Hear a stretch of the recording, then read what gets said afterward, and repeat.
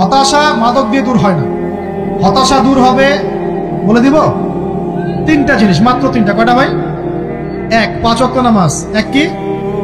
নামাজে আপনি অজু করে সিজদা দেন, ইনশাল্লাহ আপনার মনে প্রশান্তি না আসলে আমাকে এসে বলেন যে আসে না। চোখের পানি, মনের আবেগ যা আছে আপনার ভিতরে, কষ্ট, দুঃখ, যন্ত্রণা, সব আল্লাহকে ঢেলে দিবেন ইনশাল্লাহ। নিজের আবেগ ধরে রাখবেন এখানে, আপনি আল্লাহর জন্য ঢেলে দিবেন। মানুষকে আবেগ দেখে কি না? মানুষ আপনার চোখের পানির মর্ম বুঝবে? মানুষ কি মানুষের চোখের পানির মর্ম বুঝে? আপনার পিতা যদি মারা যায়, আমার কাছে এসে দোয়া চান কান্নাকাটি করে, আমি দোয়া করতে পারবো, কিন্তু আমি কিন্তু আপনার ফিলিংসটা বুঝতে পারবো না। আপনার অনুভূতি কে বুঝতে পারবেন? আল্লাহ পাক আপনার ঘাড়ের রগের চেয়েও কাছে আছেন সুবহানাল্লাহ। অতএব আল্লাহকে রাজি খুশি করার জন্য আপনি আপনার আবেগ, আপনার ইবাদত সব ফেলে দিবেন, অন্য কারো কাছে কিছু পাওয়ার আশা করেন। আমাকে আল্লাহ পাঠিয়েছেন দুনিয়াতে নামাজ পড়তে, রোজা রাখতে, দিনের প্রচার করতে, দিনের জ্ঞান অর্জন করতে, এই তো। তা আমি একজন মেয়ের জন্য জীবন নষ্ট করে দিব কেন? আমি তাহলে আল্লাহর কাছে কি মুখ দেখাবো আর নবীর কাছে কি মুখ দেখাবো? ওখানে গিয়ে বলবো আল্লাহ আমি আমার অমুক প্রেমিকার জন্য আশেক হয়ে একদম জীবন দিয়ে দিয়েছি, আত্মহত্যা করেছি। গেছে ভাই, যাইতে দেন। যে ব্যক্তি আপনার অবস্থানকে মূল্যায়ন করে নাই, সে আপনার যোগ্য ছিল না। এখন আপনি কি করবেন? নিজের অবস্থান উন্নত করেন, আপনার পিছনে লাইন ধরে ঘুরবে ইনশাআল্লাহ। এটাই বাস্তবতা। দুনিয়া খুব খারাপ জিনিস। মানুষ মানুষের অবস্থানকে মূল্যায়ন করে, মানুষ মানুষের অবস্থানকে মূল্যায়ন করে, কিন্তু আল্লাহ রাব্বুল আলামিন আপনাকে সর্বাবস্থায় ভালোবাসেন। এই যে আমরা এখন অনেক পাপ করছি না, আল্লাহ কি আমাদেরকে আযাব দিয়ে ধ্বংস করে দিয়েছেন? আল্লাহ পাক এখনো আমাদেরকে ভালোবাসেন, রহম করেন, অপেক্ষায়। আল্লাহ পাক অপেক্ষা করছেন কখন তওবা করবে, আমি তওবা কবুল করব। এই কখন আমার বান্দা খালি একবার বলে আস্তাগফিরুল্লাহ, আল্লাহ পাক সাথে সাথে মাফ করে দিবেন। সেই আল্লাহকে ভুলে আপনি কার পিছনে ছুটছেন? আমরা কিন্তু নিয়াত করতে পারি ভাই যে আমরা যারা ওয়াজ শুনলাম, জীবনে কোনোদিন সিগারেটে হাত দিব না ইনশাআল্লাহ। রাজি আছি ভাই? অন্য বড় বড় জিনিস তো বহু দূরের কথা। আচ্ছা, অনেকে রাজি হয় নাই কেন? আপনারা কি অলরেডি আসক্ত? আমি অনেক ভাইকে দেখেছি মাশাআল্লাহ ইফতার খুলেই একদম বেনসন টানা শুরু করে। হ্যাঁ, এটা যে হারাম আপনাদের কেউ ওয়াজ করে শোনায় নাই? এটাকে কি মনে করেন আপনারা, হারাম না হালাল? কেউ বলেছে মাকরু, নাকি মাকরু ফতোয়া দিয়েছে? মাকরু শব্দের অর্থ জানেন আপনি? মাকরু শব্দের অর্থ কি শোনেন। সূরা বনী ইসরাইল খুলবেন। কোন সূরা? সূরা বনী ইসরাইল। আল্লাহ পাক বলছেন আমি বনু ইসরাইলকে এই কাজগুলো করতে নিষেধ করেছি। কোন কোন কাজ? জিনা করো না, জিনার ধার কাছে যেও না, এতিমের মাল আত্মসাৎ করো না, শিরক করো না, ইত্যাদি। যারা আলেম আছেন তারা আমার কথা বুঝবেন। এই কাজগুলোর পরে আল্লাহ পাক বলছেন যে এই প্রত্যেকটা কাজ আল্লাহর কাছে মাকরুহ, অপছন্দ। কিসের? অপছন্দ। তাহলে এটাকে আপনি সহজ মনে করছেন? নিয়াত করি আল্লাহ পাকের সন্তুষ্টির জন্য আমরা কোনোদিনও মাদকের সাথে সম্পৃক্ত হব না।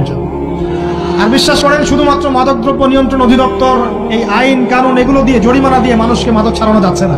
যাবে না। কেন যাবে না এটা আপনারা খুব ভালো করেই জানেন, আমি বলতে চাচ্ছি না। অনেক সময় মাদক বিরোধী কনসার্ট করে মানুষ, মাদক বিরোধী কনসার্টে ওঠার আগে এক বোতল ডাইল খেয়ে আসে। এগুলো কি বাস্তব কথা বলছি না অবাস্তব কথা বলছি? আমাদের যুবক ভাইরা কোশ্চিন কালেও মাদকের ধার কাছে যাবেন না ইনশাআল্লাহ। একটা হাদিস খালি মনে রাখেন, এই হাদিসটা মনে রাখেন। নবী সাল্লাল্লাহু আলাইহি ওয়াসাল্লাম বলেছেন, কেউ যদি মাদকদ্রব্য সেবন করে তার 40 দিনের নামাজ কবুল হবে না। সিগারেট একটা খেয়েছি, 40 দিন নামাজ নাই। এরপর যদি সে তওবা করে আল্লাহ মাফ করে দিবেন। আবার যদি মাদক খায় আবার 40 দিন কবুল হবে না। যদি আবার তওবা করে আল্লাহ মাফ করে দিবেন। আবারও যদি খায় আবারও 40 দিন কবুল হবে না। আবারও তওবা করলে আল্লাহ আবার মাফ করে দিবেন। চতুর্থবার সে যদি মাদক খায়, আল্লাহ রাসূল সাল্লাল্লাহু আলাইহি ওয়াসাল্লাম বলছেন আল্লাহ পাক কিয়ামতের মাঠে তাকে তিনাতুল খাবাল পান করাবেন। কি পান করাবেন? তিনাতুল খাবাল। সাহাবীরা বললেন ইয়া রাসূলুল্লাহ, এটা কি তিনাতুল খাবাল? কি? নবী সাল্লাল্লাহু আলাইহি ওয়াসাল্লাম বলছেন এটা হচ্ছে জাহান্নামীদেরকে আযাব দেওয়ার পর তাদের রক্ত মাংসের যে পুঁজ বের হবে, এই যে ড্রিঙ্কস, জাহান্নামের হার্ড ড্রিঙ্কস, এই ড্রিঙ্কস এর নাম হলো তিনাতুল খাবাল। আল্লাহ পাক আমাদের সবাইকে মাদক থেকে বাঁচিয়ে রাখুন। কোন হচ্ছে কোরআন তেলাওয়াত। যে ব্যক্তি কোরআন তেলাওয়াত করতে পারে নিয়মিত, তার মনের মধ্যে এই হতাশা, এই ভীরুতা, এই কাপুরুষতা কিচ্ছু আসবে না ইনশাআল্লাহ। আমি গ্যারান্টি দিচ্ছি আপনাকে, হতাশা আসবেই না আপনার মনে যদি আপনি কোরআন বুঝতে পারেন। কোরআনের একটা আয়াত নিয়ে কোনো সময় দেখা যায় 2-3 ঘন্টা সময় পার হয়ে যাচ্ছে, আয়াতটা ছেড়ে সামনে যেতে পারছি না। কোরআনের ভিতরে ঢুকলে আপনি দুনিয়ায় ভুলে যাবেন কি হচ্ছে আশপাশে। আমি এমন অনেক আলেমকে দেখেছি যে একটা বই, পাতলা একটা বই, আরবি বই নিয়ে পড়া শুরু করেছেন, যে ফজরের পরে জোহরের ওয়াক্ত হয়ে যাচ্ছে, বইটাই শেষ করতে পারেনি। বুঝতে পারবেন না? যখন আপনি ইলমের ভিতরে ঢুকে যাবেন, কোরআনের ভিতরে, হাদিসের ভিতরে, আপনার দুনিয়ার খেয়ালই নাই। একজন আলেম তিনি এক রাত্রে একটা বই লিখেছিলেন, চটি বই, এক রাত্রের মধ্যে।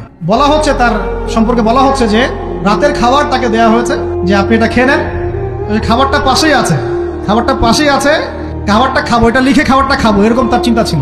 ফজর হয়ে গেছে, বই লিখাও শেষ, খাবার এই অবস্থায় পড়ে আছে, ডুবে গেছেন ভিতরে, খাওয়ার মাথায় খেয়াল নাই। এরকম হয়। একজন মনীষী, বিখ্যাত মনীষী, রিয়াদুস সালেহিন কিতাবের রাইটার, সংকলক আল্লামা নববী রাহিমাহুল্লাহ, এরকম সারা রাত চলে গেছে, পাশে দুইটা খেজুর, ওই দুইটা খেজুর খাওয়ারই সময় না। হাদিস নিয়ে গবেষণা করতে করতে করতে করতে রাত পার হয়ে গেল। আমি বলতে চাচ্ছি, যখন ইলমের ভিতরে, কোরআন হাদিসের ভিতরে ঢুকে যাবেন, আপনার দুনিয়ার খেয়াল আপনার চলে যাবে।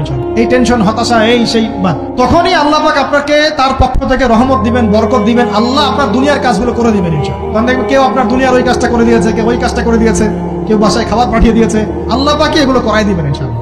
তো প্রিয় ভাইরা, মাদকে যাবো না আল্লাহর কাছে আসবো? 2 নাম্বার কোরআন তেলাওয়াত, 3 নাম্বার আল্লাহর জিকির। 3 নাম্বার কি ভাই? আল্লাহর জিকির। চলতে ফিরতে সব সময় মুখ চলতে থাকবে, মুখ না চললেও মনে মনে মন তাজা থাকবে, মনে মনে জিকির হতে থাকবে। মনে মনে জিকির করতে পারেন? মুখ নড়বে না, কিন্তু মনে মনে আপনার একটা জিকির হতে থাকবে। সুবহানাল্লাহ, আলহামদুলিল্লাহ, লা ইলাহা ইল্লাল্লাহ, আল্লাহু আকবার। করা যাবে? পারে। মানুষের মন কখনো চুপ করে থাকে না, কিন্তু মানুষের মন অলওয়েজ কিছু না কিছু চিন্তা করতেই থাকে, করতে থাকে না, যতক্ষণ না ঘুমায় মানুষ। তো প্রিয় ভাইরা, বেশি বেশি জিকির করবো, সুবহানাল্লাহ, আলহামদুলিল্লাহ, লা ইলাহা ইল্লাল্লাহ, আল্লাহু আকবার, লা হাওলা ওয়ালা কুওয়াতা ইল্লা বিল্লাহ, এগুলো চলতে থাকবে। আল্লাহ পাক তৌফিক দান।